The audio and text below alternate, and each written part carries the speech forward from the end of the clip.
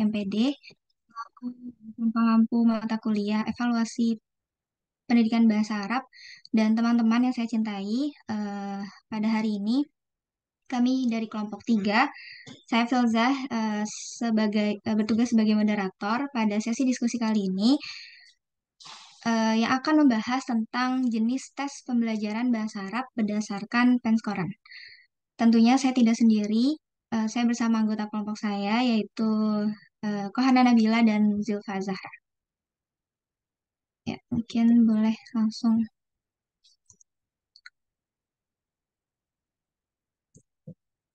Ya, pada sesi kali ini sebelumnya, minggu kemarin tentunya kalian sudah tahu juga bahwa kemarin itu membahas tentang hakikat tes dan non-tes pada pembelajaran bahasa Arab. Nah, pada kelompok hari ini kita membahas apa aja jenis-jenis dari tes pembelajaran bahasa Arab itu sendiri. Subbab pembahasan pada kali ini itu terbagi menjadi dua, yaitu jenis tes objektif dan jenis tes subjektif. Jenis tes objektif terdiri dari yang pertama jenis tes pembelajaran benar salah, yang kedua jenis tes pembelajaran menjodohkan, yang ketiga jenis tes pembelajaran pilihan ganda. Lalu pada subbab di jenis tes subjektif ada jenis tes pembelajaran esai, jenis tes pertanyaan menggunakan kata tanya, yang ketiga jenis tes pertanyaan jawaban pendek, dan terakhir jenis tes melengkapi. Boleh di next. Ya, sebelum memasuki apa saja jenis-jenis tes pembelajaran berdasarkan penskoran, tentunya kita harus mengetahui apa itu hakikat dari penskoran itu sendiri. Penskoran adalah prosedur yang mengkonversi jawaban tes menjadi nilai atau skor. Proses ini bertujuan untuk memberikan penilaian terhadap hasil tes yang telah diambil. Dalam konteks pendidikan, ada berbagai metode penskoran yang digunakan, termasuk penskoran konvensional, penskoran dengan hukuman, dan penskoran kompensasi. Jadi, penskoran itu adalah suatu proses di mana eh, tes di mana tes itu bisa berubah menjadi jawaban yang bernilai atau berubah menjadi angka gitu. Boleh di next. Oke, subbab yang pertama ada jenis objektif, akan dijelaskan oleh Zulfa Azahra. Kepadanya disilakan. Baik, terima kasih.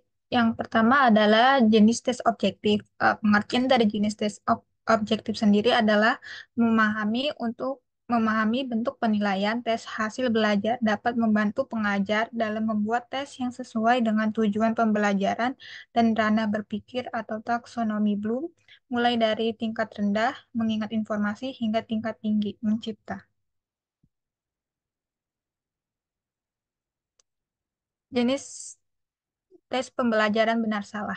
Jenis tes pembelajaran benar salah adalah salah satu bentuk evaluasi yang digunakan untuk mengukur pemahaman siswa terhadap materi pelajaran. Pada tes ini, peserta didik diminta untuk menentukan apakah pernyataan yang diberikan benar atau salah. Tes benar salah biasanya digunakan untuk menguji pemahaman siswa terhadap konsep atau fakta yang telah diajarkan dalam pelajaran. Lalu ada kelebihan dan kekurangannya. Yang pertama adalah kelebihan. Dapat menjangkau materi pelajaran yang sangat luas dan banyak, tidak memakan terlalu banyak lembar kertas bagi pelajar yang dites, mudah dikerjakan. Lalu selanjutnya adalah kekurangan. Yang pertama, tes jenis ini membuka peluang bagi pelajar untuk berspekulasi dalam memberikan jawaban. Yang kedua, bersifat terbatas, karena tes jenis ini hanya dapat mengungkapkan ingatan dan pengenalan kembali. Yang terakhir, pada umumnya, tes jenis ini memiliki tingkat reliabilitas yang rendah, kecuali jika butir-butir soal dibuat dalam jumlah yang sangat banyak. Lalu yang kedua ada jenis tes pembelajaran menjodohkan. Jenis tes menjodohkan atau matching test adalah salah satu jenis tes yang menilai pengetahuan seseorang tentang hubungan antara dua rangkaian informasi. Tes menjodohkan biasanya digunakan dalam penilaian kognitif dan psikologis seperti tes IQ, linguistik, dan kemampuan matematika.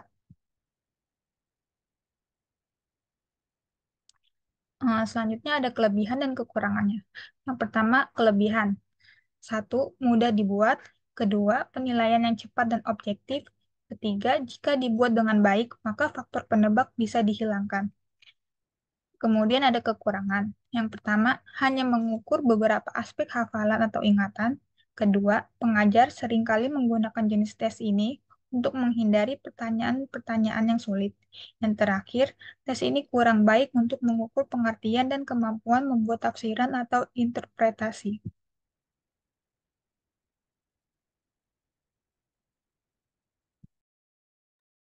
Oke, untuk selanjutnya jenis tes yang ketiga, tes objektif, yaitu jenis tes pembelajaran pilihan ganda. Dari beberapa pengertian dapat diambil poin-poinnya bahwa jenis tes pembelajaran pilihan ganda itu termasuk jenis objektif yang masing-masing butir tesnya itu memiliki lebih dari dua pilihan jawaban. Berbeda dengan tadi tes benar salah yang hanya memiliki butir tesnya itu hanya terdiri dari satu pernyataan yang ditandai dengan salah atau benarnya. Lalu yang kedua, poin yang kedua itu satu butir tes pilihan ganda terdiri dari pernyataan pokok atau pertanyaan. Lalu yang ketiga, jumlah pilihan umumnya itu terdiri dari empat pilihan yang diberi tanda A, B, C, dan D. Atau biasanya sekurang-kurangnya itu tiga pilihan atau kadang-kadang lima pilihan. Lalu yang terakhir, dari semua pilihan yang tersedia itu hanya satu jawaban yang sering disebut jawaban kunci. Pilihan-pilihan lain merupakan jawaban yang tidak benar atau yang kurang benar, itu disebut dengan pengecoh. Boleh di next. Sini ada kelebihan dan kekurangan dari tes pilihan ganda. Kelebihannya, yang pertama, cakupan materi tesnya lebih luas. Lalu yang kedua, cara menjawabnya yang sederhana. Yang ketiga, pemeriksaan jawaban yang lebih sederhana karena dapat menggunakan kunci tes bahkan alat-alat hasil kemajuan teknologi misalnya scanner. Lalu yang keempat, peluang untuk jawaban benar dengan sekedar menebak. Jadi ada peluang untuk menjawab benar walaupun itu menebak. Dan yang terakhir, analisis yang lebih mudah dilakukan didasarkan perhitungan rehabilitas tes. Lalu ada kekurangannya. Yang pertama, tidak mengukur kemampuan berpikir kritis. Soal pilihan ganda hanya mengukur kemampuan peserta didik untuk memilih jawaban yang benar tanpa perlu berpikir kritis. Yang kedua, mudah dijawab asal-asalan. Peserta didik dapat menjawab soal pilihan ganda dengan menebak meskipun tidak memahami materi yang dipelajari. Nah, yang ketiga, perlu dipersiapkan khusus dalam menyusun untuk menghindari kesalahan. Karena soalnya biasanya harus lebih teliti untuk menghindari kesalahan penulisan soal, kunci jawaban, tata letak penulisan alternatif jawaban. Lalu yang keempat, sukar mengukur proses mental dan proses daya serap siswa. Lalu yang terakhir, memungkinkan bekerja sama dalam mengerjakan soal. Nah, di sini ada pengembangan tes pilihan ganda. Itu terbagi menjadi dua, yaitu perumusan pernyataan pokok. Yaitu pernyataan pokok merupakan pernyataan yang utuh dan tidak merupakan kalimat yang belum selesai untuk dilengkapi. Eh, jadi, pernyataan pokok itu sebaiknya pernyataan yang utuh, yang harus sudah selesai dilengkapi dan dijadikan salah satu pilihan jawaban yang dirumuskan sebagai kalimat yang utuh dan berdiri sendiri. Lalu yang kedua, perumusan dan penyusunan pilihan jawaban. Itu pilihan jawaban yang baik adalah pilihan jawaban yang mirip satu sama lain. Serta panjang pendeknya pilihan jawaban merupakan sisi lain dari kemiripan yang dipersyaratkan. Jadi kemiripan semua pilihan, baik antara jawaban kunci dengan semua pengecoh maupun antar pengecoh itu merupakan persyaratan yang amat penting dalam penerapan tes pilihan ganda. Jadi pilihan jawaban yang baik adalah pilihan jawaban yang mirip satu sama lain dalam berbagai aspek, misalnya dari bentuk, makna, panjang pendeknya kalimat, frasa, atau kata-kata yang digunakan dalam merumuskan atau menyusun pilihan jawaban.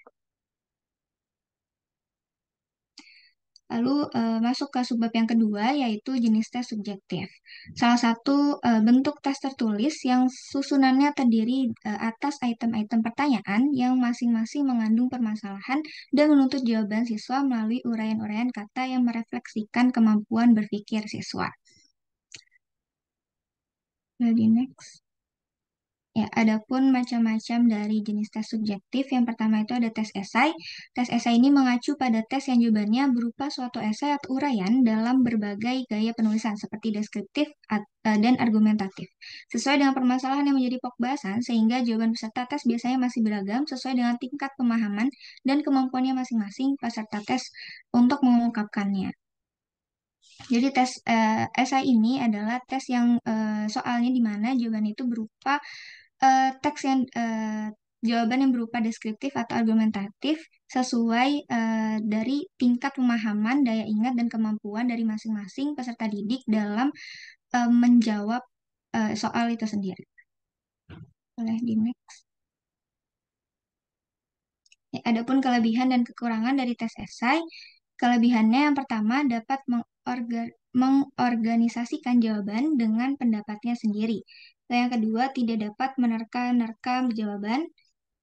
Lalu yang ketiga, mengukur dan mengevaluasi hasil suatu proses belajar yang kompleks. Yang keempat, ketepatan dan kebenaran murid dapat dilihat dari kalimat-kalimatnya. Dan terakhir, melatih penyusunan kalimat dengan bahasa yang baik dan benar. Lalu kekurangannya, sukar menilai secara tepat, bahan yang diukur terlalu sedikit, dan yang ketiga, sulit mendapatkan soal yang memiliki standar nasional maupun internasional, dan terakhir, membutuhkan waktu untuk memeriksa hasilnya. Ya, adapun macam bentuk tes esai, tes itu terbagi menjadi dua, yaitu tes uraian terbatas dan tes uraian bebas. Tes uraian di sini sama aja tes esai. Tes uraian terbatas itu disebut dengan tes uraian yang terstruktur atau tes uraian objektif adalah tes uraian yang sifat jawabannya itu dibatasi, sudah terarah, baik ditinjau dari segi materi maupun jawabannya. Jadi soalnya itu sudah ditentukan misalnya kayak bahasa Arab saya sebutkan empat apa gitu atau misalnya menyusun kata acak yang menjadi kalimat sempurna. Nah, itu kan sudah dibatasi jawabannya gitu. Jadi jawabannya tidak bebas, tidak membutuhkan argumentatif atau jawaban yang subjektif.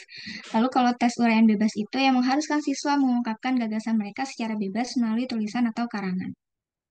Gitu.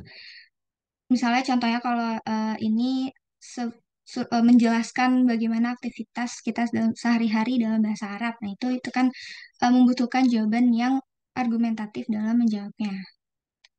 Boleh di next. Ya, untuk jenis tes yang kedua akan dijelaskan oleh Kohana. Kepada yang bisa. Terima kasih, Mbak Fauza, berikan kesempatan. Di sini ada jenis yang kedua, yaitu tes pertanyaan menggunakan kata tanya. Tes subjektif jenis ini terdiri dari butir-butir tes yang dirumuskan dalam bentuk kalimat tanya yang diawali dengan kata tanya. Dalam bahasa Inggris, kalimat tanya semacam itu dikenal dengan question, karena susunan kalimat yang menggunakan dan diawali dengan kata-kata yang ditulis dengan PH, question word seperti who, what, way, where, when, which. Kata tanya how dengan berbagai jenis penggabungannya seperti how much, how many, how often. Atau kalau dalam bahasa Arabnya itu mungkin kaifa. Juga termasuk ke dalam kata-kata question word. Meskipun tidak diawali dengan WH, kalimat tanya yang diawali dengan gabungan kata-kata dengan how itu termasuk jenis WH question. Karena memiliki susunan kalimat yang sempurna. Berbeda dengan berbeda dengan pertanyaan jenis ya atau tidak yang dapat dijawab dengan ya atau tidak dengan atau tanpa penjelasan pendek.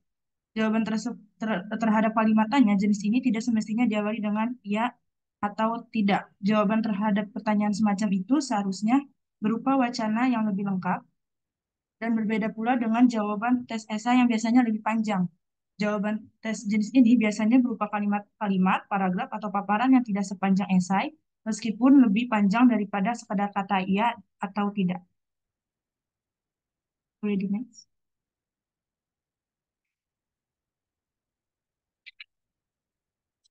Tiga, ada jenis tes pertanyaan jawaban pendek. Seperti halnya tes dengan pertanyaan yang diawali dengan kata tanya yang seperti jawaban panjang, jenis tes subjektif tes pertanyaan jawaban pendek ini terdiri dari butir-butir tes yang masing-masing berupa pertanyaan yang dirumuskan dengan menggunakan kata tanya. Umumnya salah satu WH question word, jawaban terhadap pertanyaan jenis ini diharapkan diberikan secara singkat atau pendek, tanpa bertele-tele dan basa-basi dalam bentuk kalimat utuh yang lengkap. Pada prinsipnya, jawaban tes ini semakin pendek dan semakin tepat sasaran, semakin baik. Apabila jawaban yang tepat terhadap suatu pertanyaan cukup diberikan dalam bentuk satu kata, dianjurkan untuk menggunakan satu kata, bukan dua kata. Bahkan bila jawaban suatu pertanyaan dapat diungkapkan dengan satu huruf atau satu angka, diharapkan jawabannya ditulis dengan satu huruf atau satu angka, bukan satu kata, apalagi satu kalimat. Pendeknya jawaban diharapkan sesingkat mungkin, tentu saja juga setepat mungkin. Hal ini dimaksudkan agar dalam menjawab pertanyaan tes jenis ini, peserta tes benar-benar berusaha menampilkan kemampuannya untuk memahami masalah dan pertanyaan yang diungkapkan dalam butir tes, dan berusaha untuk memeras jawaban yang dianggapnya tepat dalam bentuk sesingkat mungkin. Next.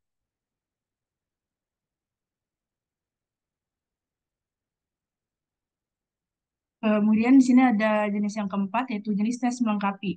Tes melengkapi terdiri dari butir-butir tes yang masing-masing berbentuk wacana pendek seperti kalimat yang harus dilengkapi oleh peserta tes pada bagian-bagian yang dikosongkan dari teks aslinya, baik di tengah, di awal, atau pada akhir kalimat. Kemampuan untuk melengkapi bagian-bagian teks yang telah dikosongkan dengan benar dianggap sebagai indikasi bahwa peserta tes memahami isi teksnya.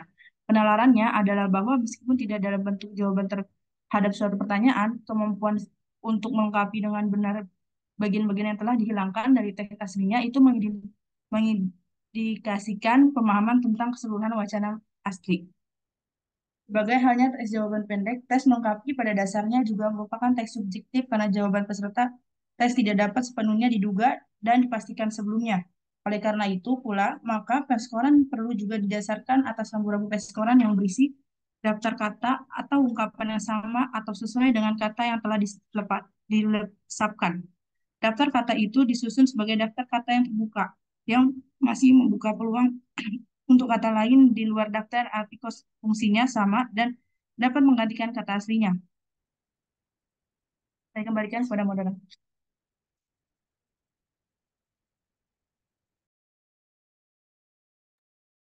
Oke, terima kasih kepada teman-teman kelompok 3 yang sudah memaparkan materinya pada hari ini.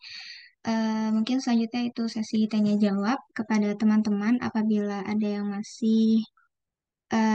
apabila ada yang ingin ditanyakan atau ada yang ingin menanggapi terkait materi tadi, kami silakan.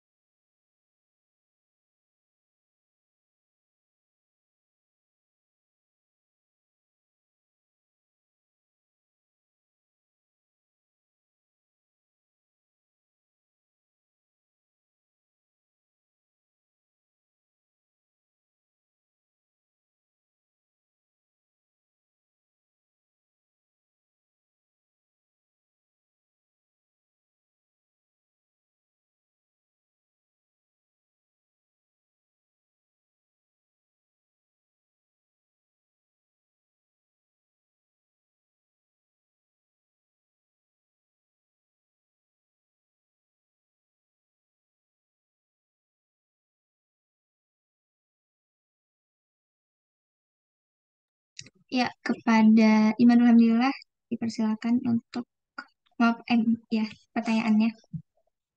Ya, baik. Terima kasih atas kesempatannya. Terima kasih kepada kelompok Filza yang sudah menyampaikan materinya.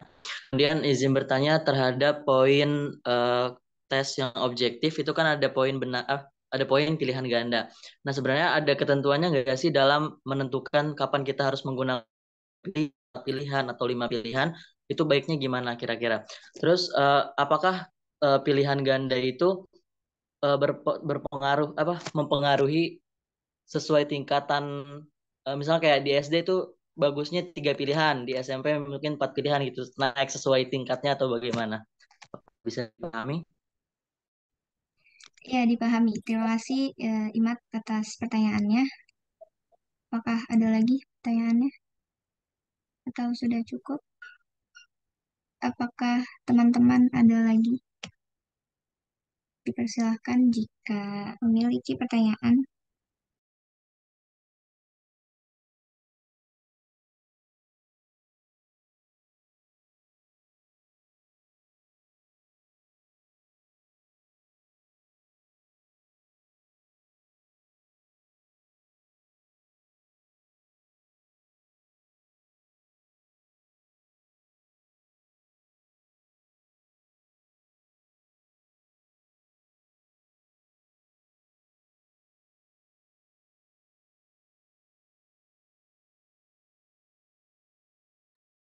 Ya, kepada Albi Hazimi dipersilahkan.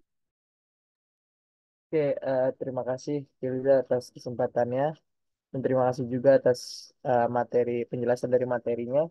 Tadi di penjelasan materi itu ada, kalau nggak salah, ada di sebabnya itu pembahasan tentang yang jenis tes objektif dan subjektif ya. Nah, pertanyaannya, kira-kira apa aja gitu faktor yang perlu ada atau dipertimbangkan dalam menentukan eh, jenis skala penskoran yang tepat untuk tes pembelajaran objektif dan subjektif gitu. Mungkin itu. Terima kasih. Oke, terima kasih Albi atas pertanyaannya. Mungkin satu penanya lagi pada teman-teman yang masih ada pertanyaan dipersilakan.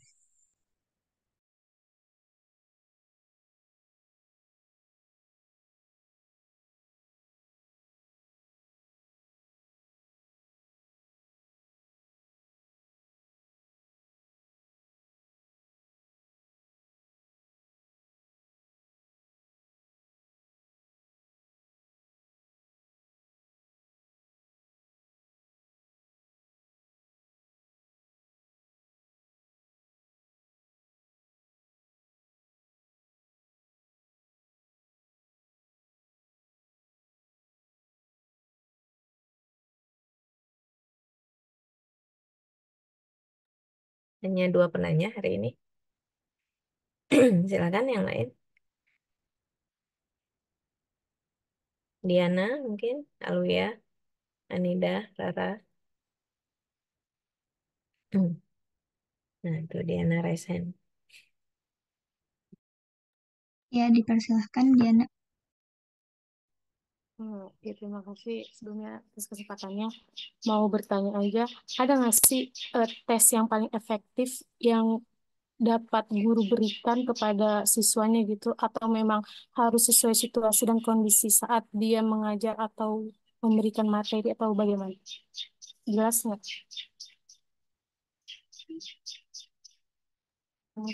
Ya, insya Allah jelas. Oke, terima kasih Diana atas pertanyaannya. Sudah 3 penanya, mungkin Ustazah izin mendiskusikan terlebih dahulu sama teman-teman. Terima kasih.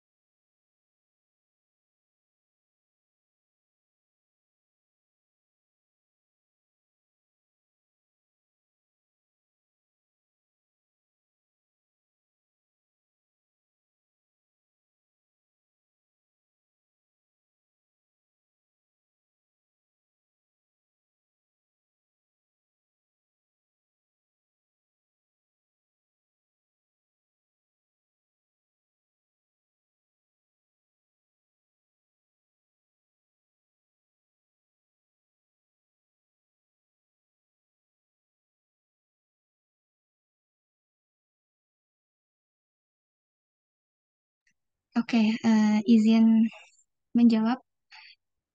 Yang pertama dari pertanyaan dari Imanul Hamdulillah. Hmm, Oke, apakah tes objektif pilihan ganda ada ketentuannya nggak ya memakai 5 pilihan ganda? Lalu yang kedua, apakah ada kesesuaian dengan pilihan ganda untuk tiap jenis tingkat pendidikan seperti SD, SMP, SMA, baiknya berapa? Mungkin eh, sekalian aja lingkup dua pertanyaan tadi. Untuk pilihan ganda itu ketentuannya tidak ada apakah kita harus pakai 5 pilihan ganda atau 3 atau 4 itu tergantung dari kebutuhan guru itu sendiri. Apakah dia ingin apa ingin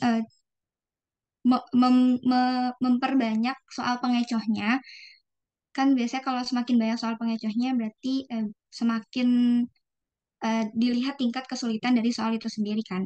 Ya, jadi itu dikembalikan lagi kepada masing-masing pendidik gitu untuk ketentuan mau memakai 5 pilihan ganda. Tapi kalau untuk apakah ada kesesuaian itu biasanya dalam dalam menyusun atau merumuskan soal biasanya kan ada mengikuti langkah-langkah atau prosedur yang benar kan.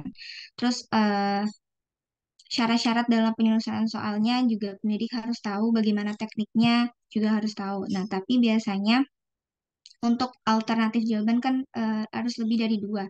Biasanya yang kalau 4 jawaban itu dalam tingkat SD ataupun SMP. Dan kalau misalnya 5 itu biasanya untuk tingkat SMA atau SMK gitu. Ini yang biasanya digunakan oleh banyak guru. Gimana? Apakah sudah terjawab? Iya, sudah terjawab. Terima kasih, Filza. Ya, terima kasih juga kepada Imat atas pertanyaannya. Mungkin untuk pertanyaan yang kedua, Albi, kepada Kohana.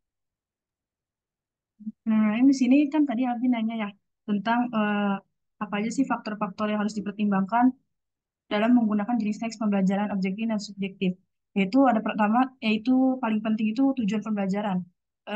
Di mana guru harus memahami tujuan pembelajaran yang ingin dicapai, serta seperti meningkatkan kemampuan membaca. Nah, kalau misalnya tujuannya untuk membuat si murid memahami akan dalam pembacaan, maka guru harus menyiapkan materi-materi atau eh, teks-teks untuk si murid tersebut. Kalau emang tujuan pembelajarannya untuk mencapai membaca dengan memahami. Terus kemudian ada tipe pembelajaran. Guru harus mempertimbangkan tipe pembelajaran yang paling efektif untuk setiap siswa. Misalnya, jika siswa memilih memahami dengan cara berinteraksi, maka teks yang guru buat itu tentang interaktif yang lebih tepatnya seperti apa. Kemudian yang ketiga ada kemampuan siswa. Guru harus memahami kemampuan siswa individu untuk memilih teks yang tepat dan mengukur pembelajaran yang benar-benar membantu mereka naik pencapaiannya. Keempat, ada tingkat kesulitan.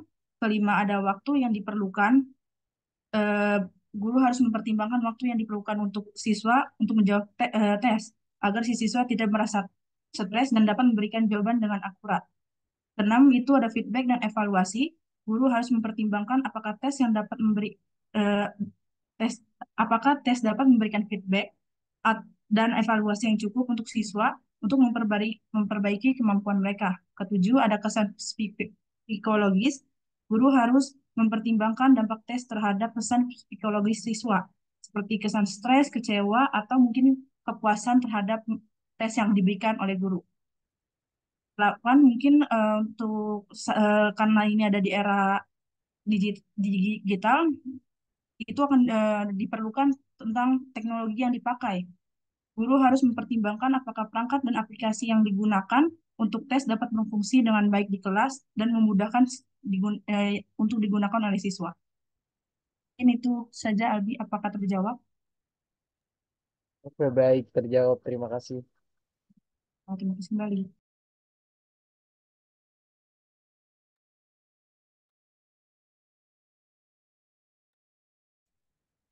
Eh, Baik, yang selanjutnya saya akan menjawab pertanyaan dari Diana. tes apa yang paling efektif yang bisa digunakan oleh seorang guru atau menyesuaikan kondisi kelas dan muridnya.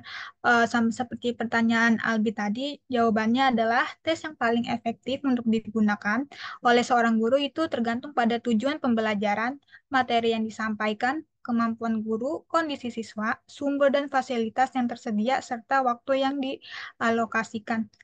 Eh, karena saat ini adalah materi yang sedang dibahas adalah tes subjektif dan objektif.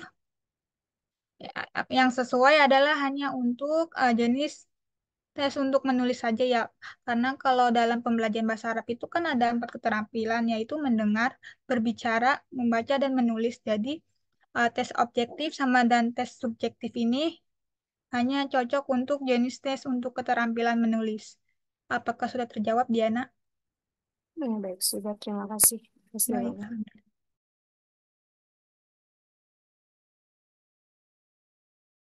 Ya, terima kasih kepada teman-teman kelompok 3 atas menjawab pertanyaan dari teman-teman yang lain dan terima kasih juga kepada Diana, Albi, dan Imat atas pertanyaannya. Mungkin ini bagaimana saja Ya, dilanjutkan? boleh dilanjutkan ke saya. Oh iya, mungkin Anda kembaliin ke Ustazah. Terima kasih. Baik, terima kasih.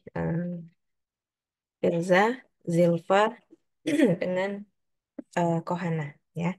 Tadi pertanyaan-pertanyaan yang bagus ya dari Diana, Albi, dan Adi, kaitan dengan tes yang ideal itu yang seperti apa? Kalau misalnya pilihan ganda, berapa opsi soal dan opsi pilihan gandanya? Nah, mungkin kita bahas dulu tadi ada berapa tadi? Ada pilihan ganda, ada benar benar salah tadi ya yang disampaikan oleh kelompok ini itu oke.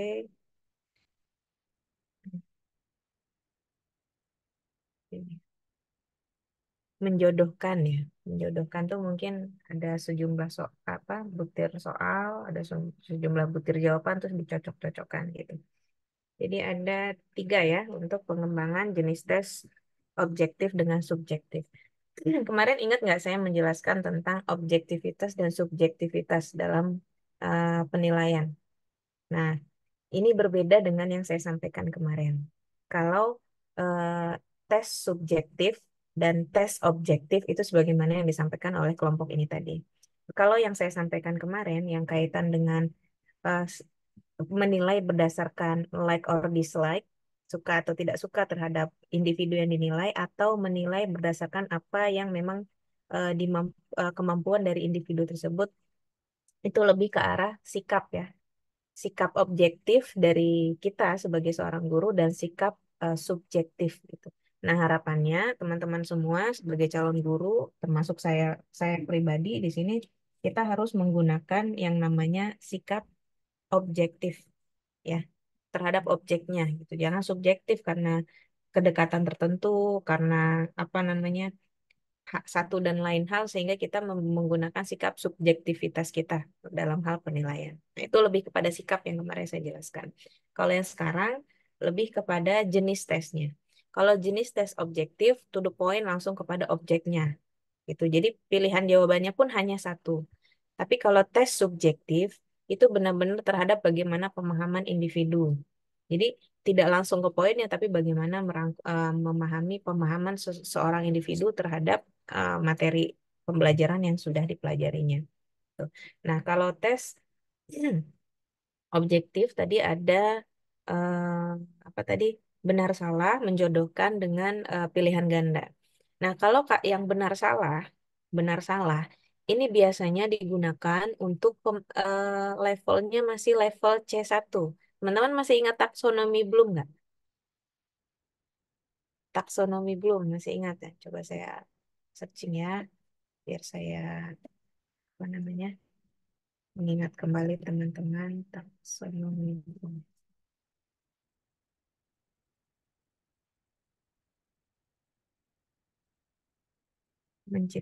Jadi taksonomi Bloom itu mudah-mudahan masih ingat ya semuanya. Taksonomi Bloom itu dia ada 2 versi. Nah, yang terakhir yang digunakan itu adalah versi yang sudah direvisi, yang mana bagian C6-nya ini sudah to create. Nah, kalau teman-teman ingat kembali ya, ada taksonomi Bloom. Ada mengingat, memahami, mengaplikasikan, menganalisis, mengevaluasi, dan mencipta. Nah, ini sebenarnya adalah hal-hal yang berkaitan dengan bagaimana kita menilai pemahaman hari ini. Jadi kalau misalnya saya mau menilai pemahaman hari ini dalam hal mengaplikasikan, misalnya, nah saya misalnya mengambil salah satu indikator aja di sini. Misalnya saya meminta Diana untuk menggambarkan alur presentasi hari ini. Nah, apa yang digambarkan oleh Diana, baik dalam narasi atau dalam bentuk benaran gambar, nah itu artinya saya sudah meminta Diana untuk mengaplikasikan, menilai dalam hal aplikatif gitu. Nah, saat kita ingin menggunakan yang tadi dulu ya, yang benar salah. Benar salah itu agak sulit jika untuk dalam kategori C3 sampai C6. Agak sulit karena dia hanya untuk level mengingat dan memahami. Gitu. Jadi misalnya eh, apa ibu kota Saudi Arabia misalnya gitu. Eh, apa misalnya Jakarta adalah ibu kota Saudi Arabia. Nah, itu kan jawabannya salah. Nah, artinya dia itu kan dalam ranah mengingat. Dia mengingat apa ibu kota dari Saudi Arabia ya. Gitu. Tapi tidak mengaplikasikan. Gitu. Dan dalam hal memahami juga bisa menggunakan butir soal benar salah. Kalau menjodohkan, mungkin bisa dalam hal mengaplikasikan, menjodohkan. Tapi itu benar-benar apa namanya? Kita benar-benar harus bisa menyusun butir soal dengan butir jawaban. Karena di sini ada indikator mengaitkan, kalau nggak salah nih, mengaitkan. Gitu. Nah, kalau untuk pilihan ganda itu bisa untuk menganalisis, bisa untuk mengevaluasi. Jadi C1 sampai C5 bisa terakomodasi dalam pilihan ganda. Gitu. Kalau soal, kalau misalnya ujian dalam skala besar, misalnya UN atau misalnya ujian satu angkatan, itu biasanya akan menggunakan salah satu opsinya yaitu pilihan ganda. Kenapa? Karena dia bisa mengakomodasi kelimanya ini. Kemudian memudahkan dosen atau memudahkan penilai untuk memberikan penilaian. Gitu. Jadi kalau pilihan ganda dia sifatnya lebih luas cakupannya, tapi tidak untuk menilai yang bagian mencipta ini. Karena kalau mencipta benar-benar harus mengakomodasi apa namanya pemahaman yang utuh dari si anak. Makanya kalau untuk mencipta biasanya menggunakan soal yang sifatnya esai, gitu. Ya, jadi kalau tadi ada pertanyaan dari Diana tadi ya, eh, soal yang paling ideal gitu ya, penentuan soal yang paling ideal itu yang seperti apa? Jadi tergantung apa yang ingin kita ukur. C1-nya, C2, C3 sampai C6.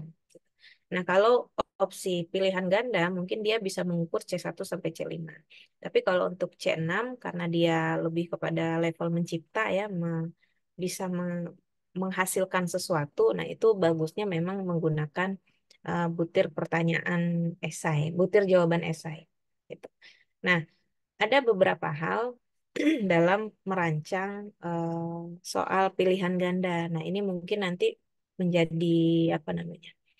Menjadi pertimbangan ya teman-teman saat nanti teman-teman akan membuat sorry, menjadi apa? Pertimbangan teman-teman saat teman-teman akan membuat soal dengan opsi pilihan ganda. Jadi pertama ukur terlebih dahulu, tentukan terlebih dahulu apa yang ingin diukur. Dalam ranah taksonomi Bloomnya apa, dalam ranah C berapa yang mau diukur. Kemudian yang kedua materinya apa. Jadi materinya apa yang mau diukur. Nah mungkin kalau materinya tadi kitabah, kalau kitabah itu tergantung lagi kitabah yang apa. Kitabah muqayyadah kah, kitabah hurrah kah, atau barangkali hanya menulis biasa itu. Nah, jadi dalam menulis itu biasanya kalau dalam menulis kita tidak menggunakan opsi pilihan ganda karena menulis tidak lagi berkaitan dengan memahami, mengaplikasikan dan tidak hanya berkaitan hanya dengan itu saja gitu. Tapi benar-benar menghasilkan sebuah kalimat. Nah, makanya untuk kitabah seringkali menggunakan soal yang sifatnya eh, apa namanya esai biasanya.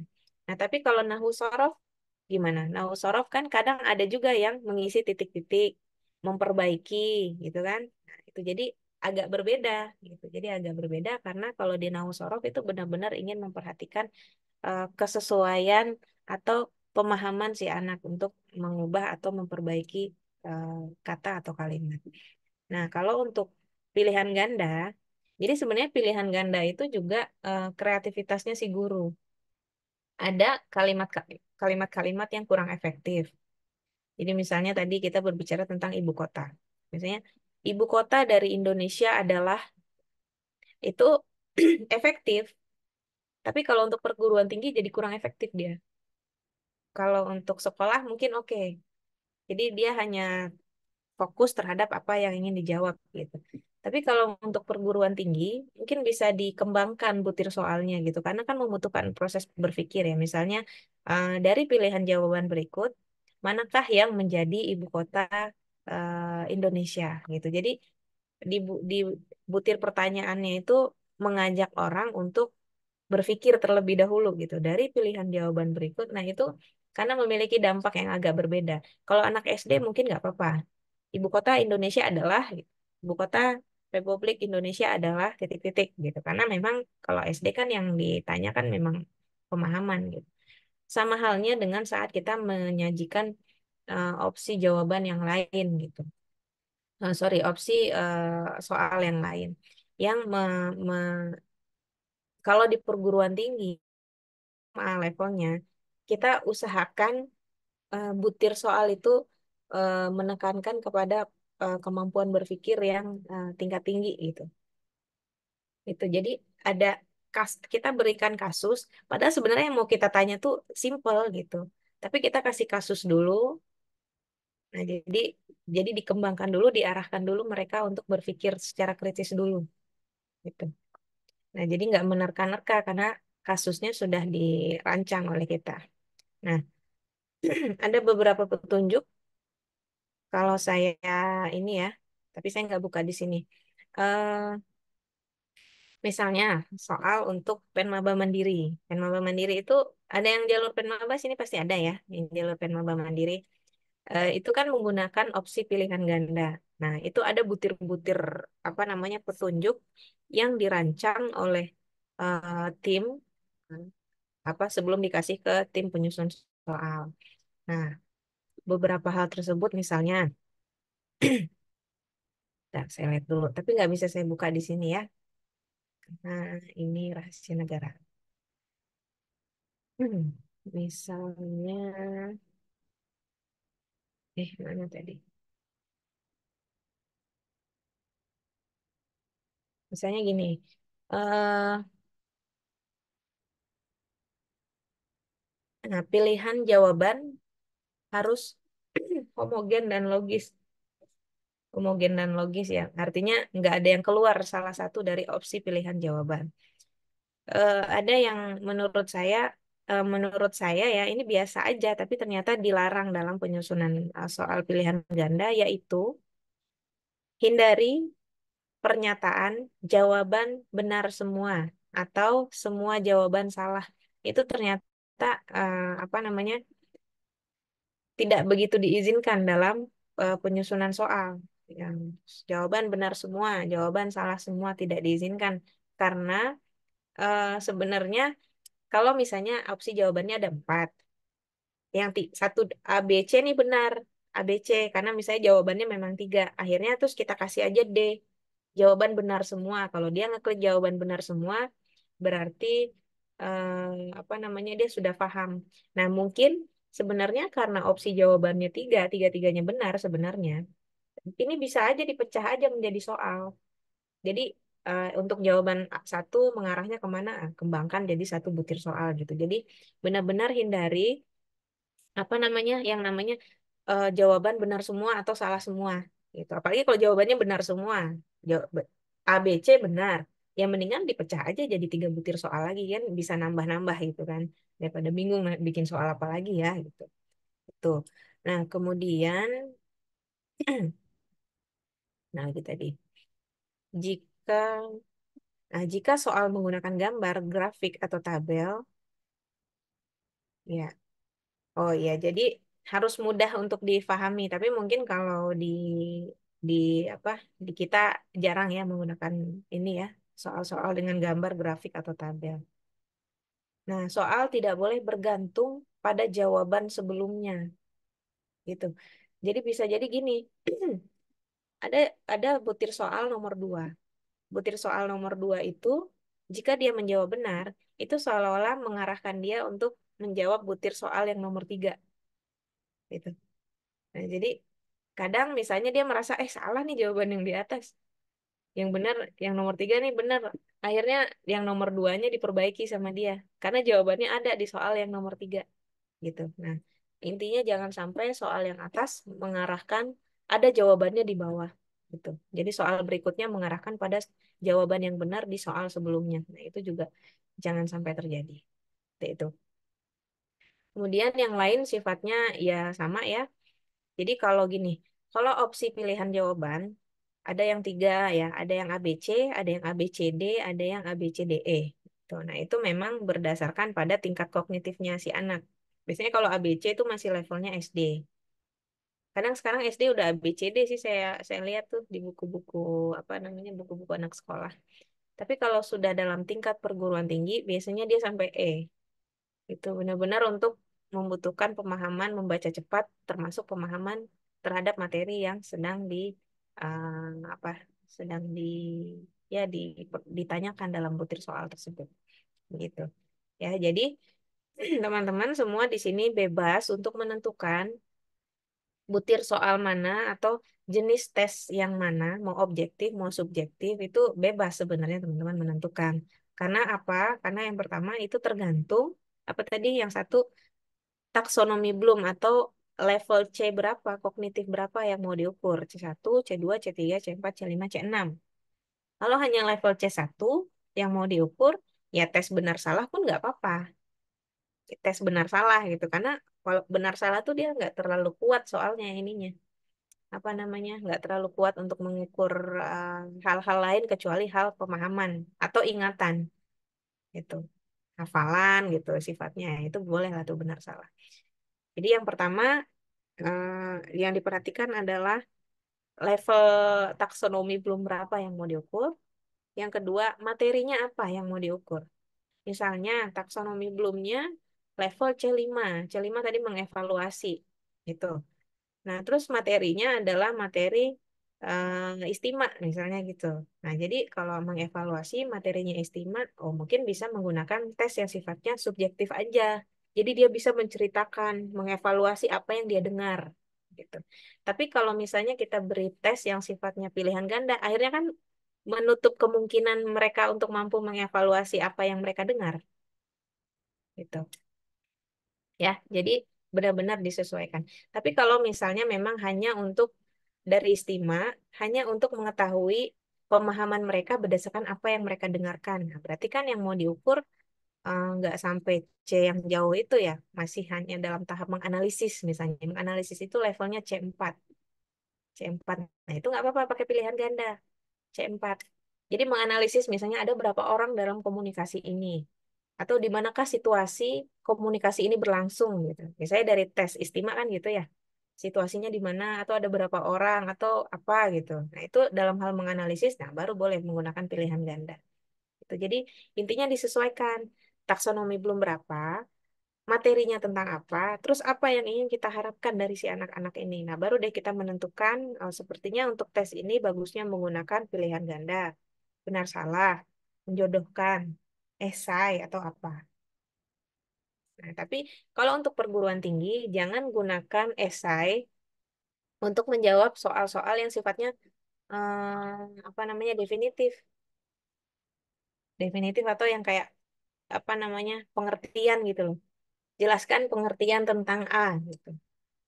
Walaupun sebenarnya nggak apa-apa ditanyakan, jelaskan pengertian tentang A, tapi dalam ranah dalam ranah perguruan tinggi atau level yang sifatnya anak-anaknya sudah mampu berpikir kritis, itu secara definisi itu nggak perlu ditanyakan lagi menurut saya. Langsung aja aplikasinya gitu. Langsung saja ke penerapannya gitu. Ya. Nah, jadi kira-kira seperti itu gambaran tes subjektif dengan objektif. Kalau ditanya yang paling ideal yang mana? Nah, yang paling ideal adalah gurunya yang tahu apa yang mau diukur oleh gurunya. Karena semua opsi soal dengan opsi pilihan ganda opsi soal dengan opsi jawaban maksud saya itu semuanya baik tergantung bagaimana gurunya ingin menilai. Jadi misalnya mau kitabah, mau pakai soal pilihan ganda kan kurang efektif. Tapi kalau nahwu soroh mungkin oke lah. Karena pilihan apa namanya jawabannya tuh apa namanya kosakata atau kaidahnya tuker-tukeran misalnya. Jadi banyak opsi pilihan jawaban. Nah itu nggak apa-apa. Tapi kalau kitabah ya mungkin jangan. Kalau kiroah mungkin oke, pakai pilihan ganda oke, pakai soal esai juga oke. Diminta untuk menceritakan kembali gitu ya. Jadi semuanya diserahkan kepada si guru. Yang penting guru tahu materinya, terus kekhasan dari setiap butir apa namanya butir soal dan butir jawaban. Kira-kira seperti itu. Oke, bisa dipahami teman-teman semua? Ya. Oke, saya kira kita bisa mencukupkan ke perkuliahan kita hari ini. Kita beri, oh ya Sabrina mau tanya. Silakan Sabrina. Oh absen. Tadi saya udah checklist sih kehadiran teman-teman semua. Saya sebutkan yang tidak hadir ya. Takutnya tadi hadir di tengah-tengah. Yang tidak hadir di saya ini Alia Zahra. Alia Zahra ada nggak? Oh sudah hadir ya. Alia Zahra sudah hadir. Devi Wahyuni tidak ada. Raffi Azhar. Raffi Azhar ada nggak? Sudah hadir. Hadir. Oh Bisa. hadir. Oke. Raffi Azhar hadir. Terakhir Zildah. Zildah nggak ada kan? Udah. Oke. Yang lain sudah saya checklist kehadirannya. Gitu. Ya. Oke, terima kasih kehadiran teman-teman semua. Kita beri reaksi tepuk tangan dulu untuk pemakalah kita hari ini. Oke, terima kasih. Kita jumpa lagi mungkin di UTS mungkin ya nanti sama saya ya. Tuh, yang pertemuan yang akan datang nanti saya tanya lagi dengan Bu Fatwa. Kalau menurut jadwal Bu Fatwa yang masuk. Terima kasih teman-teman semua. Billahi taufiq wal hidayah. Wassalamualaikum warahmatullahi wabarakatuh. Waalaikumsalam Waalaikumsalam. Waalaikumsalam warahmatullahi wabarakatuh. warahmatullahi wabarakatuh. Wah.